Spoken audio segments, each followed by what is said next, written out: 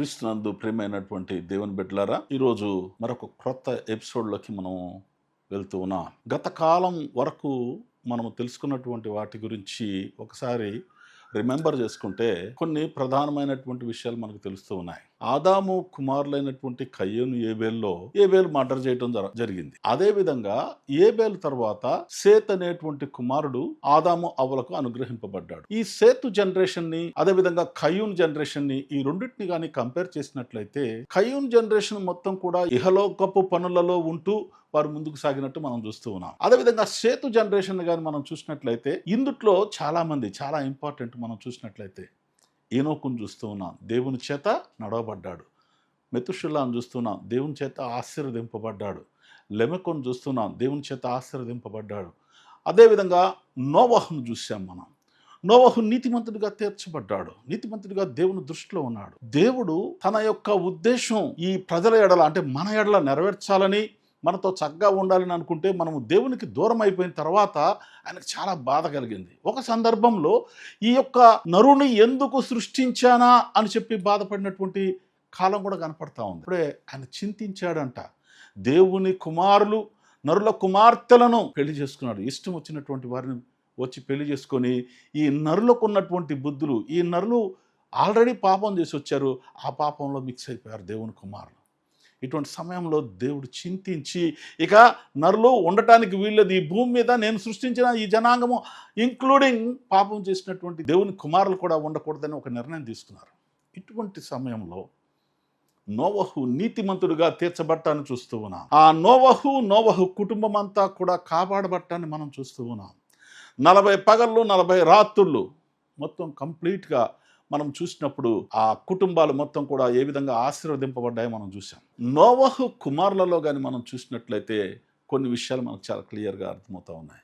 జాపేతు, షేము, హాము, వీరు ముగ్గురు జనరేషన్లు కూడా మనం ఒకసారి కులంకుషంగా పరిశీలించినట్లయితే మనకు తెలుస్తుంది ఏంటి, ఇందుట్లో మనమందరము ఇప్పటి వరకు కూడా చెప్పుకునేటువంటి ఒక గొప్ప ఆలోచన, గొప్ప శక్తి కలిగినటువంటి వ్యక్తుల గురించి మనం చూస్తూ ఉంటాం. ఎవరండి అది? మీకు తెలుసు అనుకుంటాను. మనం ఎప్పుడు కూడా ప్రసంగాల్లో వింటూ ఉంటాం.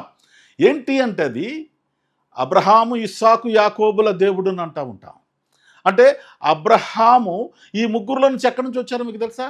ఐడియా ఉందా మీకు? ఈ ముగ్గురు కుమారులలో నుండి షేము కుమారుడు తరహు నుండి అబ్రహాం జనరేషన్ ప్రారంభమైంది. అబ్రహాము యొక్క జీవిత చరిత్రలో ఒక గొప్ప మార్పు అదేంటినంటే ఆయనకు బిడ్డలు పుట్టనందున ఆయన హాగరుతో పోవటాన్ని మనం చూస్తూ ఉన్నాం. ఇది కూడా తన సొంతగా వెళ్ళినట్టు మనం చూడలేదు. షారాయి వారసత్వము లేకపోవటం వలన, షారాయికి బిడ్డలు కలుగకుండా ఉండటం వలన ఆ యొక్క వంశాంకురాన్ని తీసుకురావాలన్న ఉద్దేశం మీద ఈ శారా ఏం చేసిందనంటే తన దాసిలో అందగత్తైనటువంటి పేరు హాగరు తను తీసుకుని వచ్చి అబ్రహాము దగ్గర శయనించమని చెప్పడాన్ని మనం చూస్తూ ఉన్నాం. ఇక్కడ ఈ రోజున నేను మొట్టమొదటిగా హాగరు తీసుకున్నాను. ఎందుకునంటే హాగరుకు మొట్టమొదటిగా కుమారుడు జన్మించడాన్ని మనం చూస్తూ ఉన్నాం.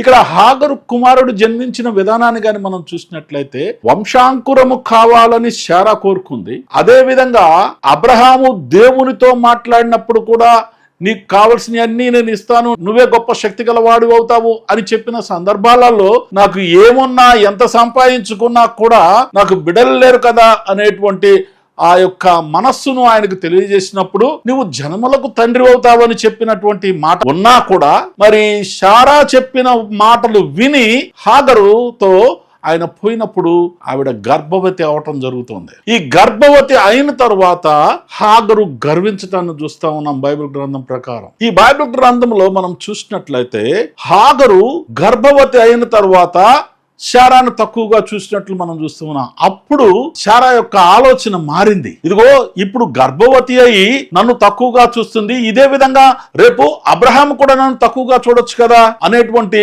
ఆలోచన కలిగి ఏడుస్తూ మరి అబ్రహాంకు తెలియజేసినప్పుడు ఇదిగో నీ దాసిని నీ చేతికి ఇచ్చేస్తున్నాను, నువ్వే నాకు ఇచ్చావు, నీ ఇష్టం వచ్చినట్టు చేసుకో అని అన్నప్పుడు మరి శారా తనని బాధ పెట్టడాన్ని మనం చూస్తూ ఉన్నాం బైబిల్ గ్రంథం ప్రకారం. ఆ సమయంలో హాగర్ పారిపోయి అక్కడ దగ్గరున్న ఎడారిలో షూరు మార్గములో ఒక ఎడారి ఉంటే ఆ ఎడారిలో తను అక్కడ ఉండడాన్ని మనం చూస్తూ ఉన్నాం. ఆ సమయంలో తనకు ఏ విధమైనటువంటి అవకాశం లేదు బ్రతకటానికి, కనీసం మంచినీళ్ళు కూడా దొరకలేనటువంటి పరిస్థితి. అదంతా ఎడారి ప్రాంతం. ఆ ప్రాంతంలో వెళ్తూ ఉండగా అలసిపోయి సొలసిపోయి పడి అక్కడ ఒక్కసారి బోరున ఏడుస్తా ఉంది. తండ్రి, నా పరిస్థితి ఏంటి, నా బ్రతుకేంటి, ఈ విధంగా అయిపోయింది అని చెప్పి ఆ బోరున ఏడుస్తూ ఉన్నప్పుడు దేవుడు ఆ మొర ఆలకించాడు. హాగరు మొర విన్నాడు. ఆ మొర విన్న తర్వాత హాగర్ని చూసి తన బాధను తెలుసుకొని తన మొర తన హృదయానికి చేర్చుకొని దేవదూతను అక్కడికి పంపించి, ఎందుకు వచ్చావు నువ్వు ఇక్కడికి? నువ్వు ఉండవలసిన ప్లేస్ ఇది కాదు కదా, వెళ్ళు, తిరిగి వెళ్ళి నువ్వు అబ్రహాం దగ్గర శారా దగ్గరే ఉండు అని తనకు చెప్పి తిరిగి పంపించటాన్ని చూస్తూ ఉన్నా. దీన్ని బట్టి మనకు అర్థమవుతుంది ఏంటినంటే, మనకు అవకాశము వచ్చినప్పుడు దాన్ని సద్వినియోగం చేసుకోకుండా గర్వించినా కూడా అదే పరిస్థితి వస్తుంది అనేది చాలా క్లియర్గా కనపడతా ఉంటుంది. ఈ గర్వించటం వలన శారా తన మీద కోపం తెచ్చుకుంది.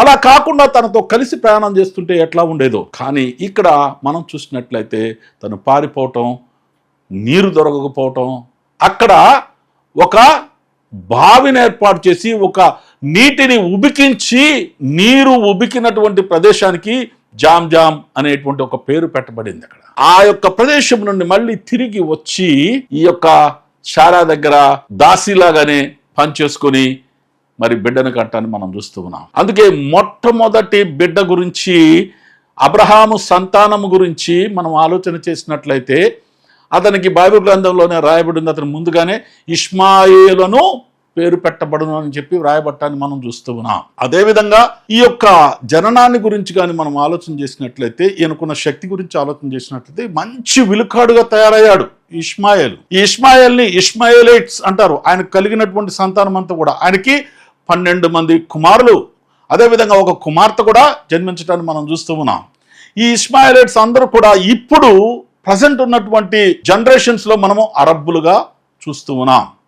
ఇప్పుడు మనం ఈ పూట కానీ మనం చూసుకున్నట్లయితే ప్రస్తుతము అనేక విధాలుగా వారులు జరుగుతున్నటువంటి పరిస్థితులలో దేవుడి చేత వాగ్దానము ద్వారా పుట్టినటువంటి అబ్రహాము కుమారుడైనటువంటి ఇస్సాకు సంతానము ఒకటిగా ఆలోచన చేసినట్లయితే, వాగ్దానంతో కాకుండా స్వతహాగా శారా మాటలు విని హాగరుతో వెళ్ళి హాగరు ద్వారా జన్మించినటువంటి ఇష్మాయేలు యొక్క జనరేషను, ఈ రెండింటినీ కానీ మనం చూసినట్లయితే వీళ్ళ మధ్యలోనే నేను పెద్ద కొడుకును, నేను చిన్న కొడుకును, నాకు ఈ రాజ్యం కావాలి, నాకు ఆ ప్రదేశం కావాలని కొట్టుకులాడే పరిస్థితి కనపడతా ఉంది. కనుక బైబిల్ గ్రంథంలో అలాగే ఈ ప్రపంచ హిస్టరీలో కూడా ఇష్మాయేలు ప్రధానమవుడుగా కనపడుతున్నాడు. ఎక్కడ కనపడుతున్నాడు అని అంటే చాలా క్లియర్గా ఈ రోజున ఉన్నటువంటి యుద్ధాలను బట్టి అరబ్బులు లేక ఇష్మాయేలిట్స్ లేక హాగరెట్స్ వీళ్ళందరూ కూడా ఒకటి మరి ఇశ్రాయేలు సంతానంగా పిలువబడేటువంటి ఇస్సాకు సంతానం, యాకోబు సంతానం ఒకటిగా మనం చూస్తూ ఉన్నాం.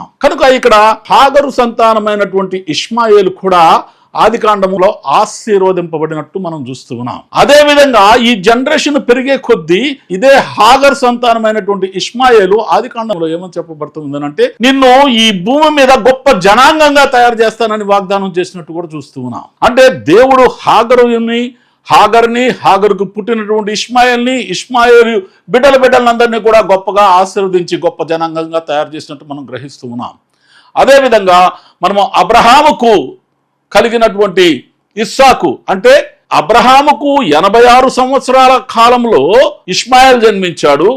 అబ్రహాముకు 100వ సంవత్సరం అంటే ఆఫ్టర్ 14 ఇయర్స్ తర్వాత 14 సంవత్సరాల తర్వాత 100వ సంవత్సరం ఉండగా ఇస్సాకు జన్మించడాన్ని మనం చూస్తూ ఉన్నాం. ఇస్సాకు చరిత్ర ఒక విధంగా ఉంది, హాగరు కుమారుడైనటువంటి ఇష్మాయేల్ చరిత్ర ఒక విధంగా ఉంది. ఇప్పుడు మీరు హాగరు కుమారుడైనటువంటి ఇష్మాయేలు కుమారులైనటువంటి 12 మంది కుమారులు కుమార్తె వారి యొక్క జీవితాల గురించి తెలుసుకుంటానికి ప్రయత్నం చేస్తూ ఉన్నాం. తర్వాత ఎపిసోడ్ లో మనము శారాకు అనుగ్రహించినటువంటి కుమారుడు ఇస్సాకు, అదేవిధంగా యాకోబు వారి చరిత్రల గురించి మనం తెలుసుకుంటానికి ప్రయత్నం చేద్దాం.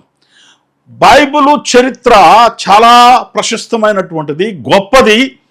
మన జీవితాలతో ఇప్పటికి కూడా మన కనుల ముందు కనబడే విధంగా కనపడుతూ ఉంది. ఈ రోజున మనమందరం కూడా బైబిల్ నిజమని సత్యమని చూస్తూ ఉన్నాం. మీరు ఇంకా ఈ బైబిల్లోని గొప్ప సత్యాల్ని ఆర్కియాలజికల్ గా అదేవిధంగా క్రోనాలజికల్గా హిస్టరీ పరంగా మనం చూసినట్లయితే బైబిల్ నిజము అని చెప్పటానికి Jacob leaders international faith mission వారు మీ ముందుకు యూట్యూబ్ ద్వారా వస్తున్నారు. కనుక మీరందరూ కూడా యూట్యూబ్ను Jacob leaders international faith mission YouTube చూడండి, సబ్స్క్రైబ్ చేయండి, లైక్ చేయండి, ఇతరులకు ఫార్వర్డ్ చేసి మీరు కూడా సువార్త పరిచర్యలో పాలిభాగస్తులై ఉండాలని ప్రభునామం పేట మిమ్మల్ని అందరినీ నేను కోరుతూ ఉన్నాను. దేవుడు మిమ్మల్ని దీవించును గాక.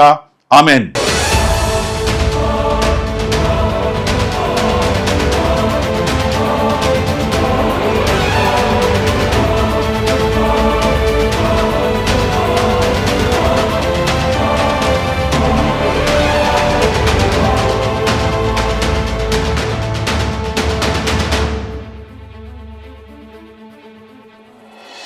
Jacob Slater international faith mission YouTube channel ని మీ ముందుకు తీసుకొస్తున్నాము. మీరందరూ కూడా లైక్ చేయండి, షేర్ చేయండి, సబ్స్క్రైబ్ చేసుకోండి.